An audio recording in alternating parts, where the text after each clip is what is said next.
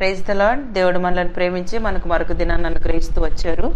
అందును బట్టి దేవునికి స్తోత్రం. ఈ ఉదయకాలము దేవుని వాగ్దానం, న్యాయాధిపతుల గ్రంథము 6వ అధ్యాయము 14వ వచనం, బలము తెచ్చుకొని వెళ్ళుము. సో దేవుడు మనల్ని ప్రేమించి దినమంతటి కొరకై ఈ శ్రేష్టమైన వాగ్దానాన్ని మనకు అనుగ్రహిస్తూ వచ్చారు. బలము తెచ్చుకొని వెళ్ళు అంటే ఇక్కడ మనము గిద్యోను గురించి ఈ మాటలు రాయబడుతూ వచ్చాయి. దేవుడు చెప్తూ వచ్చాడు అనమాట, మిద్యానీయుల చేతుల నుంచి నువ్వు వారిని విడిపించాలి అని చెప్తూ వచ్చినప్పుడు దేవుడు మాట్లాడినటువంటి మాటలు అనమాట, నువ్వు బలము తెచ్చుకొని వెళ్ళు అని. సో అక్కడ గిద్యోను దేవుని దగ్గర తను తగ్గించుకొని నేనే పాటి వాడిని అని చెప్పేసి అక్కడ అంటూ ఉన్నాడు. ఇక ముందు మాటల్లో మనం గమనించినట్లయితే దేవుణ్ణే క్వశ్చన్ చేసినట్టుగా మనం దేవుని యొక్క వాక్యంలో చదవగలం. దేవుడు మాకు తోడై ఉండిన ఎడల ఇదంతయు మాకేలా సంభవించను అని అక్కడ అంటే మా పితరులు మాకు వివరించిన ఆయన అద్భుత కార్యములన్నీ కూడా ఏమాయను, యెహోవా మమ్మల్ని విడిచిపెట్టి మిద్యానీయుల చేతికి మమ్మల్ని అప్పగించినని అతనితో చెప్పాను. అంతటా యెహోవా అతని తట్టు తిరిగి బలము తెచ్చుకొని వెళ్ళి మిద్యానీయుల చేతిలో నుండి ఇశ్రాయేలును రక్షింపుము అని చెప్తూ వచ్చాడు అనమాట. సో ఆ మాట చెప్పగానే వెంటనే సో మనం కింద వచనాలు చదివినట్లయితే గిద్యోను అంటూ వచ్చాడు అనమాట, చాలా తను తగ్గించుకుంటూ వచ్చాడు దేవుని సన్నిధిలో. సో తను ఒక చిన్న సూచక క్రియ కూడా అడిగినట్లుగా మనం దేవుని యొక్క వాక్యంలో చదవగలం. అంటే అన్ని విషయాల్లో కూడా దేవుడు ఎంత గొప్పవాడో తన ద్వారా మహింపరుచుకుంటూ వచ్చాడు అనమాట. మనం కూడా కొన్నిసార్లు గిద్యోను లాగానే దేవుని యొక్క కార్యాలు అనేకంలో చూసినప్పటికీ దేవుని ప్రశ్నించే వారంగా మనం ఉంటాం. ఉదయకాలం నీకున్న పరిస్థితులను బట్టి నువ్వు బలహీనుడివై ఉండవచ్చు, సో బలం లేని వారిగా ఉండవచ్చు. ఉదయకాలం నీకున్న పరిస్థితులను బట్టి నువ్వు కృంగిపోతూ ఉండవచ్చు. అయితే దేవుని జ్ఞాపకం చేస్తున్నాడు, బలము తెచ్చుకొని వెళ్ళు అని. న్యాయాధిపతుల గ్రంథం 5వ అధ్యాయం 21వ వచనం చదివితే, నా ప్రాణమా నీవు బలము పూని సాగుము. సో ఈ మాటలు దెబోరా బారాకు అంటే వాళ్ళు ప్రవచిస్తున్నటువంటి మాటలు అన్నమాట. ఎప్పుడైతే మనము అంటే అక్కడ సిసెరాను సో ఒక స్త్రీ చేతికి దేవుడు అప్పగించిన తర్వాత వారి జీవితంలో వారు పొందిన విజయమును బట్టి సో ఈ పాటలు పాడుతూ వచ్చారనమాట. నా ప్రాణమా నీవు బలము పూని సాగుము. సో అంటే శత్రువుల చేతిలో ఉండి దేవుడు తప్పించాడు. నక్షత్రముల ఆకాశం నుండి యుద్ధం చేస్తూ వచ్చాయి. నక్షత్రములు తమ మార్గములలో నుండి సిసెరాతో యుద్ధం చేశాను. అంటే దేవుడు శత్రువులను ఏ విధంగా సో పక్కకు తొలగిస్తాడో మనం దేవుని యొక్క వాక్యంలోనే చదవగలం.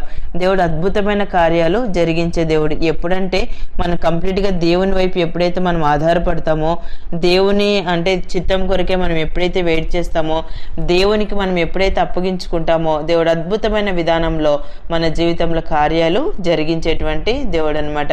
ఈ ఉదయకాలము సో దెబోరా బారాకు జీవితంలో అద్భుతములు జరిగించిన దేవుడు, గిద్యోను జీవితంలో అద్భుతములు జరిగించినటువంటి దేవుడు ఉదయకాలము మనతో కూడా ఆయన జరిగించే దేవుడు.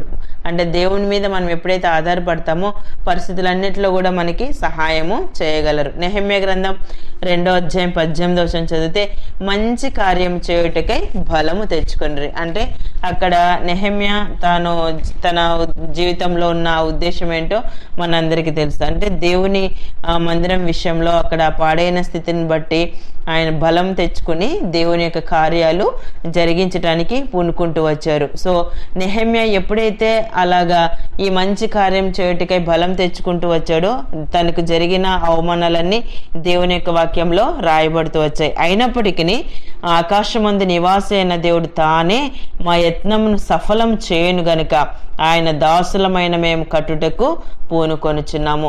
ఎందుకంటే మాలో ఉన్న దేవుడు మా ప్రయత్నాలన్నీ కూడా ఆయన సఫలం చేసేటువంటి దేవుడు కాబట్టి మేము కట్టుటకు పూనుకొనుచున్నాం. ఉదయకాలం నెహెమ్యా వలె నువ్వు ఎరుగుదువా, నేను సేవిస్తున్నటువంటి దేవుడు గొప్పవాడు, ఆయన బలం లేని పరిస్థితుల్లో బలాన్ని మనకు అనుగ్రహించేటువంటి దేవుడు. అన్ని విషయాల్లో కూడా ముందుకు మనము ప్రభువుని గురిగా ఉంచుకొని ముందుకు సాగుతూ వచ్చినప్పుడు నెహెమ్యాకు అద్భుతమైన విధానంలో సహాయం చేసినటువంటి దేవుడు, దెబోరా బారాకు జీవితంలో అద్భుతములు జరిగించిన దేవుడు. సో గిద్యోను జీవితంలో జరిగించినటువంటి దేవుడు ఉదయకాలం మనం కూడా అదే దేవుని కలిగి ఉన్నాం, అదే దేవుని మనం సేవిస్తూ ఉన్నాం. సో మనం దేవుని వైపు చూసినట్లయితే అన్ని పరిస్థితుల్లో కూడా మనకు బలాన్ని అనుగ్రహించి ముందుకు కొనసాగేలా ప్రభు చేయగలరు. ఉదయకాలం నీకున్న పరిస్థితులను బట్టి నువ్వు కృంగిపోవద్దు, అధైర్యపడవద్దు.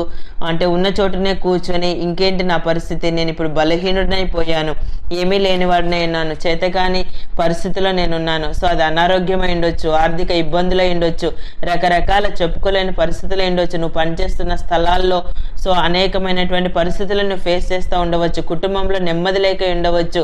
ఎలాంటి పరిస్థితుల్లో నీ ఉదయకాలం ఉన్నా దేవుడు నీకు వాగ్దానం చేస్తున్నాడు, బలము తెచ్చుకొని వెళ్ళు.